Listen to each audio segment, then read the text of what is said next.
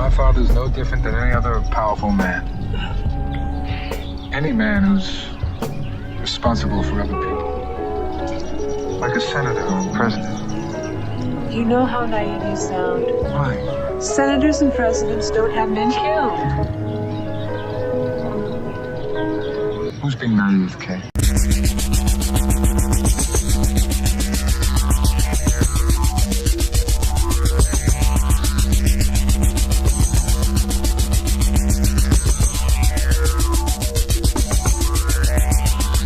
The government does not give a fuck about them. Government doesn't care about you or your children or your rights or your welfare or your safety. It simply doesn't give a fuck about you. It's interested in its own power. That's the only thing, keeping it and expanding it wherever possible.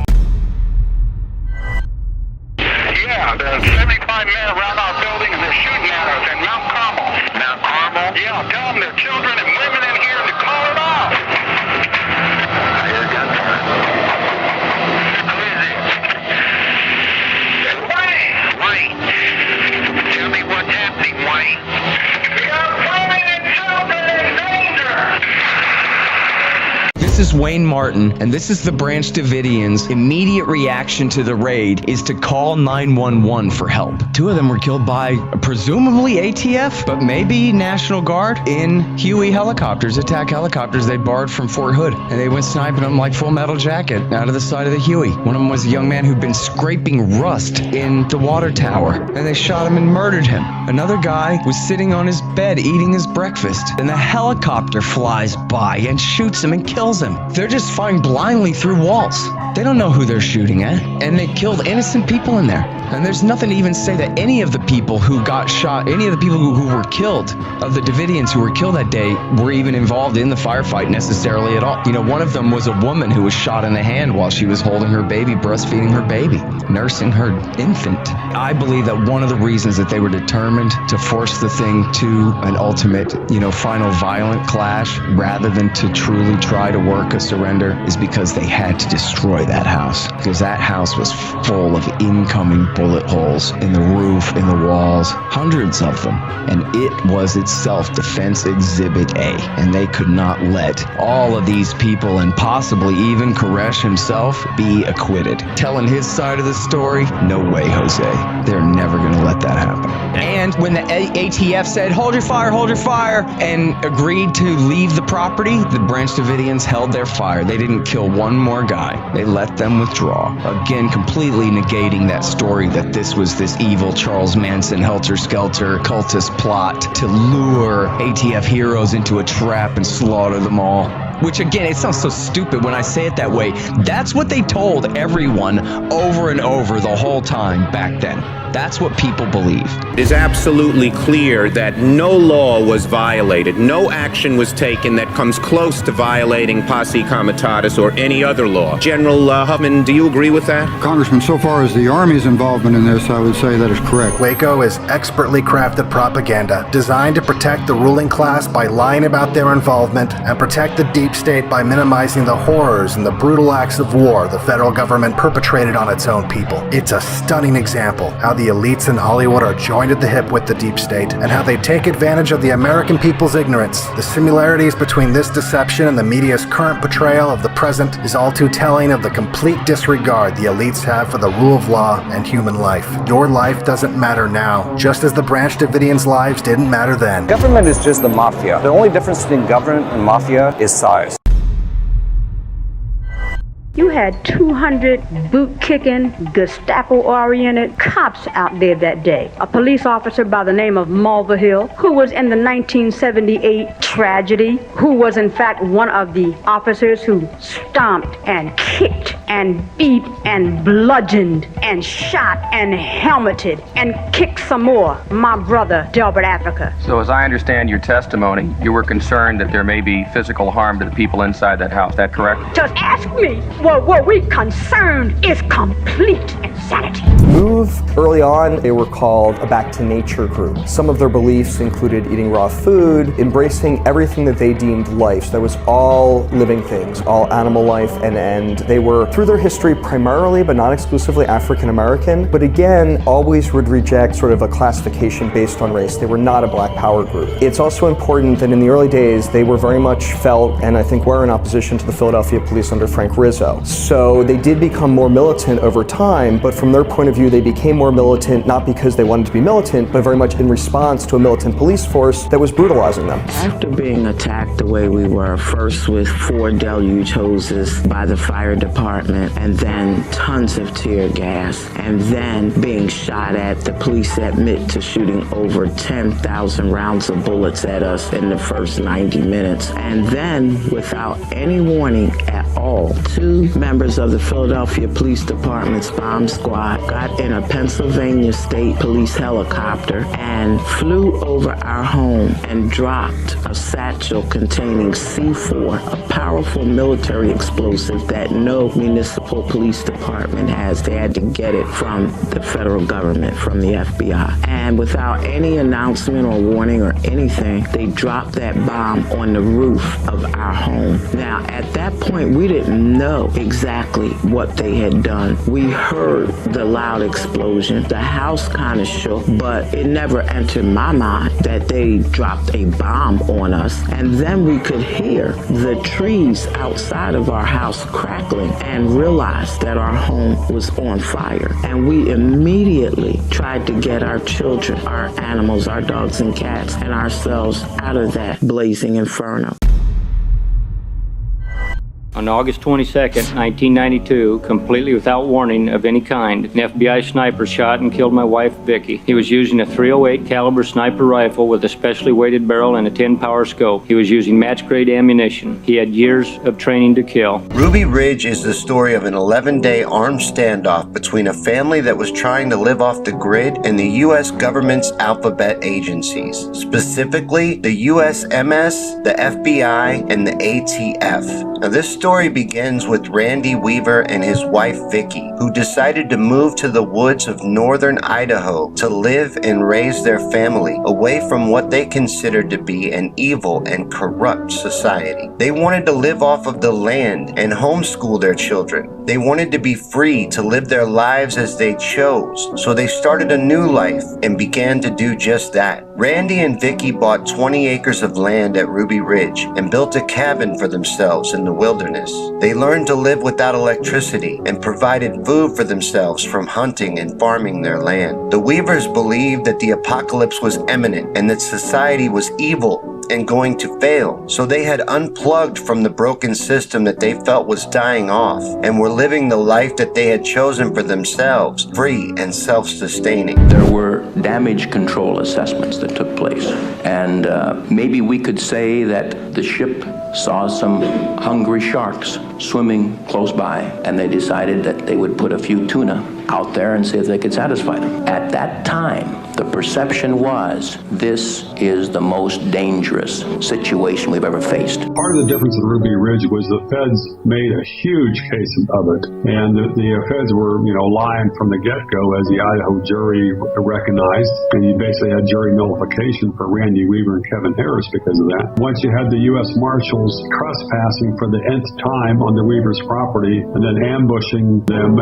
as they came out to find out why the dogs were barking, then shooting the 14-year-old boy in the back, Randy Weaver's son, things went into hyperdrive at that point. Partly because you had the U.S. Marshals fabricating a story that made the FBI think the situation was far more dangerous, so you had the FBI come in and give orders to their snipers to shoot any adult male who came out of the cabin, and that was completely unconstitutional. Several appeals courts recognized, and after you had the fiasco there, you had a massive cover-up, and eventually that cover-up unraveled. A huge part of that was you had the Idaho jury, American citizens out there in Idaho, who called BS on the federal government for fabricating evidence and misleading the court. We live in this goofy 1984 world. If you or me commit a crime, there will be serious consequences to pay. However, if the ruling elite commit crimes, they get off scot-free. And that is a tremendously evil system, how corrupt this thing they call government really is.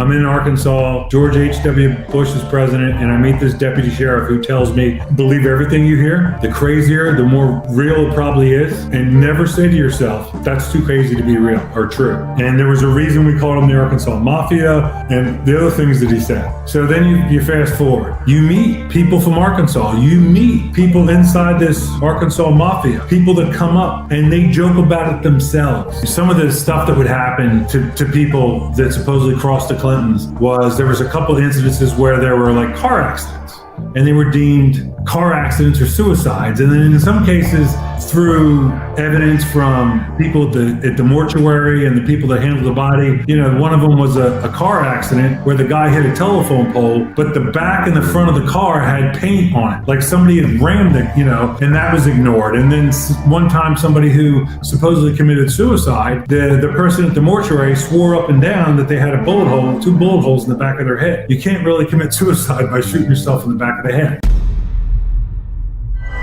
All of us agree that the gravest domestic threat facing our nation today is drugs. We'll be looking at certification on counter-narcotics operations. We are committed to cooperating with our friends in Latin America, but we want them to cooperate with us as well. We want to reduce our demand for drugs, but we are determined to reduce the supply. Sir, the Republicans are trying to blame you for the existence of a small air base at Mena, Arkansas. This base was set up by George Bush and Oliver North and the CIA to help the Iran-Contras, and they brought in plane load after plane load of cocaine there for sale in the United States. And then they took the money and bought weapons and took them back to the Contras, all of which was illegal, as you know, under the Bolin Act. Tell me, did they tell you that this had to be in existence because of national security? No, they didn't tell me anything about it. They didn't say anything to me about it. We had nothing, zero, to do with it, and everybody who's ever looked into it knows that. It was about a cocaine ring that operated along the west coast of the United States throughout most of the 80s. They were selling cocaine in South Central. They were also selling it in Oakland. They were selling it in San Francisco. They were selling it in San Jose. And some of the money they were making was going to support an army that the men who ran the cocaine ring worked for, called the FDN. It was an army that CIA started in 1981. The men that were running the cocaine ring were top officials of this Contra army. And what we found was that they were selling this stuff in South Central, which is, predominantly black section of Los Angeles, immediately before the outbreak of the crack cocaine epidemic. They started selling powder. Tons and tons and tons of powder cocaine was going into this one small area of the city. And from there, they sold it to Freeway Rick. Freeway Rick took the powder, turned it into crack, and starting in 1983, 1984, began distributing it to predominantly the gangs, the Crips and the Bloods in Los Angeles, and they spread it, from there. Blandon and Meneses were working for an army that was a wholly owned subsidiary of the CIA. They were meeting with CIA agents. Blandon, and this came out in court. I mean, Danilo Blandon is now a government witness. He works for the Drug Enforcement Administration, and we've paid him $166,000 for the last 18 months because he's such a good informant. So they put him on the witness stand in Ricky Ross's case, and he testified that in 1981 he went to Honduras. He met with the military commander of the CIA's army, and he was instructed to go raise money in California for this Contra army. He was told that the ends justified the means. Let me understand what you're saying. A ton of cocaine was smuggled into the United States of America by the Venezuelan National Guard in cooperation with the CIA? That's exactly what appears to have happened. See, aside from U.S. troops still occupying the country, there are over 100,000 private contractors in Afghanistan. The Pentagon can't even tell us what the hell they're doing there. But this right here might give you a clue. The rout by our Marines of the Taliban from their former stronghold here in Helmand Province has put us in the weird position of being protectors of the largest crop of opium in the world. And guess what, guys? The Taliban had banned and almost completely eradicated opium in Afghanistan shortly before the U.S. invaded. Just look at these headlines. The corporate media was even lauding the Taliban's success. Fast forward to today, where over 90% of the world's heroin originates from the war-torn country. The U.S. went into Afghanistan, in reality, largely to protect the heroin industry. Just as the Vietnam War was heavily driven by the fact that at that time most of the world's heroin was coming from the Golden Triangle in Vietnam, Laos, and Cambodia, today the heroin epicenter has moved with the CIA's area of interest to Afghanistan. The Taliban had shut down opium production in Afghanistan, and this was not tolerable to the deep state, which profits to the tune of $1.5 trillion per year from the heroin industry, which it then moves in a shell game through various banks and corporations and leverages it into vastly more money than that. So they invaded Afghanistan in large part to restore the opium industry. And indeed, there was zero opium being produced from Afghanistan before the U.S. invasion. Is this a big stretch to think that all of a sudden the Washington, D.C. has become our godfather? I see a lot of similarities in the way they're operating and the way we used to operate on the street. You know, to me, it looks like that's the way it's going.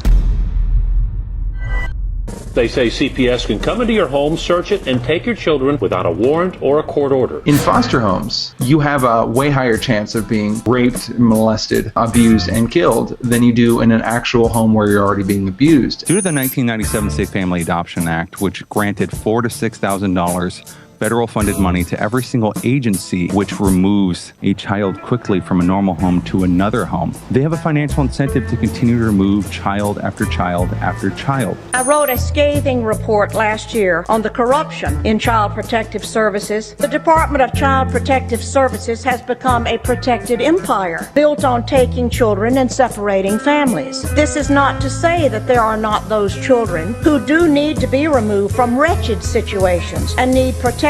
However, my report is concerned with the children and parents caught up in legal kidnapping. Having worked with probably 300 cases statewide and hundreds across the country, and in nearly every state, I am convinced there is no accountability in Child Protective Services. I am concerned because most of these organizations dealing with children don't have counterintelligence protection. They're not vetting the people that are moving up in the ranks, and the government is allowing that to happen. What I've seen is shocking. It's devastating. When I say that we're going to defend them, what we mean is children who are taken from their families for medical kinds of reasons, medical connections to the reason they were taken from their families, and generally by Child Protective Services. And I had no idea that human trafficking was connected. I learned that the majority of the children that are rescued from human trafficking come out of foster care. Foster care is a pipeline to human trafficking and child sex trafficking. Child Protective Services that I mentioned a little while ago. In Orange County last year, they had a bust for these traffickers. They got 105 victims of trafficking, human trafficking. 65% of those victims were wards of Child Protective Services. Not only were they wards of Child Protective Services, but check this out, they were never reported missing. I believe that once the public realizes that the government is not protecting their children at a scale of vulnerability that we can articulate, then everything else about the government is called into question.